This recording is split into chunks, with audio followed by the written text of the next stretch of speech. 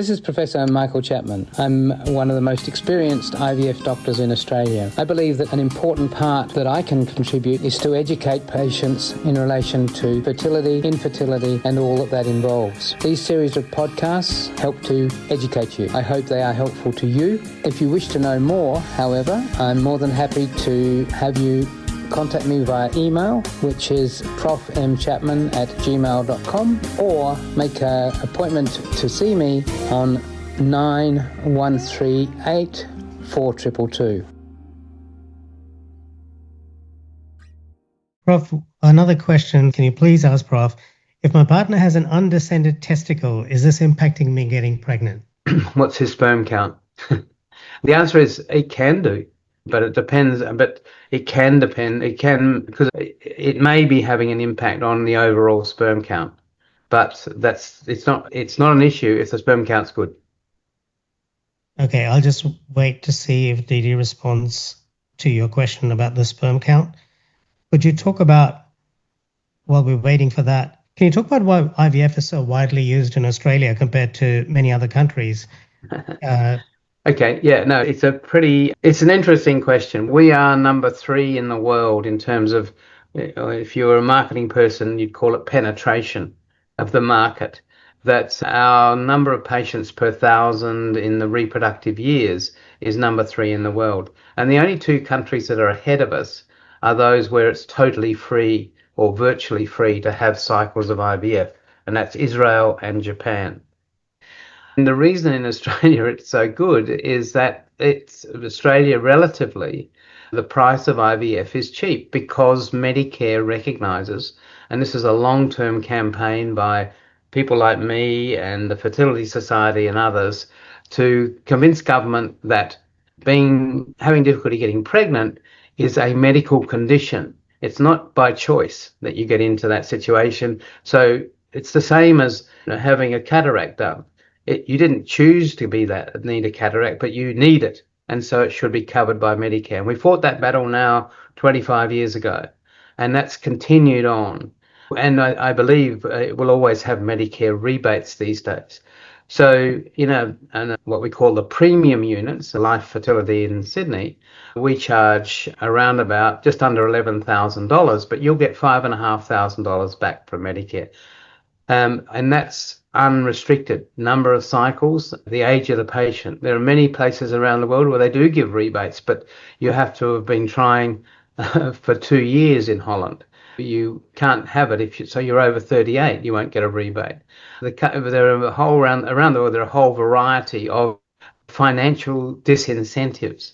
I mean, the US, I've just recently spoken to a patient who's come back from the US, and they ended up for an IVF cycle paying nearly 30,000 Australian dollars with no rebates. So that's the driving force behind why Australia has such a high penetration rate. It's not because we're more infertile than anywhere else in the world. Prof. Dee Dee responded to your question about the sperm count. She said low, so I've asked for any numbers if she has any to share. No, well, let's not have a consultation over here.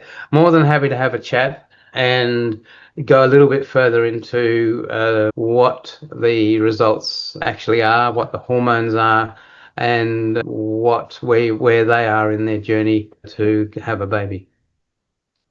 Okay, I'll share your numbers once more in the chat. And before we close out, could you tell us about any ethical challenges that worry you most as fertility technology advances? I suppose my biggest worry is colleagues of mine who do IVF at the drop of a hat. There are many patients in this world I get as many patients pregnant using ovulation induction, encouraging patients waiting, because I know what the natural fertility rates are at a particular age once you've worked out that you've got normal sperm, normal tubes, and a normal uterus. And you've been trying for 6 months. You do not need IVF. But I'm afraid a number of my colleagues, I think, unethically move forward too quickly with IVF. And I think that's my biggest ethical concern at the moment. We have another couple of minutes. Do you want to take another question, Prof, or it's from the bank? Okay, one more. Yeah. So what do you see as the future of fertility treatment in the next 10 to 15 years?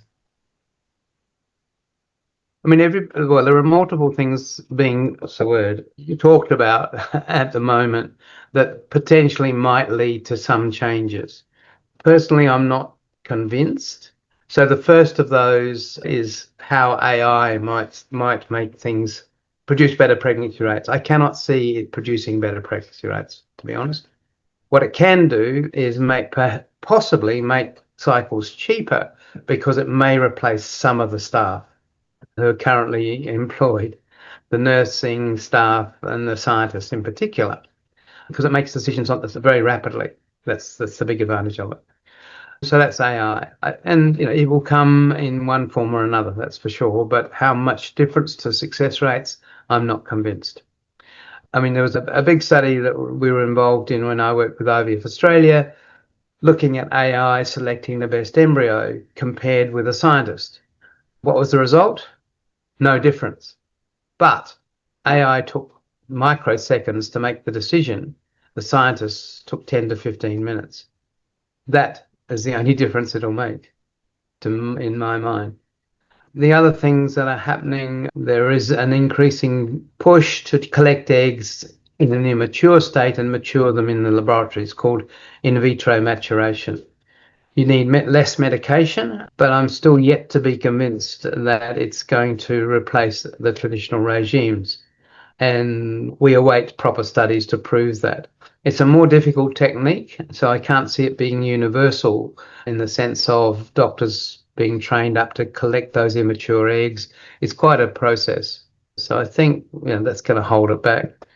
And there's a need for evidence. Medication-wise, one of the downsides of current IVF is the daily injections. And it may well be that, or not may well be, I know the pharmaceutical industry is looking at oral preparations to mimic the same thing. That would be a big advance. And I think that will come. And, if the general trend continues in terms of our laboratory successes and improvements, which are very minor things like the type of incubator we use. If you go back, the Australian figures which were released last Friday showed that the average pregnancy rate across all ages in Australia, live births per embryo transfer, had risen from 27% to 31% in 5 years.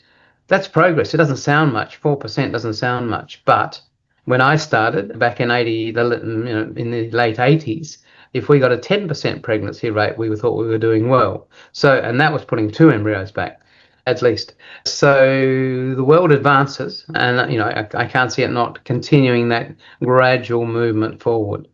But it's still, at best, 35 to 40% chance of being pregnant after one cycle in one transfer in women under the age of 38. It'll get there. It'll keep moving up slowly, but it'll be percentage. And don't forget that points. You can access all the previous episodes by going to our website, www.theivfjourney.com, and select IVF Journey podcast from the navigation menu.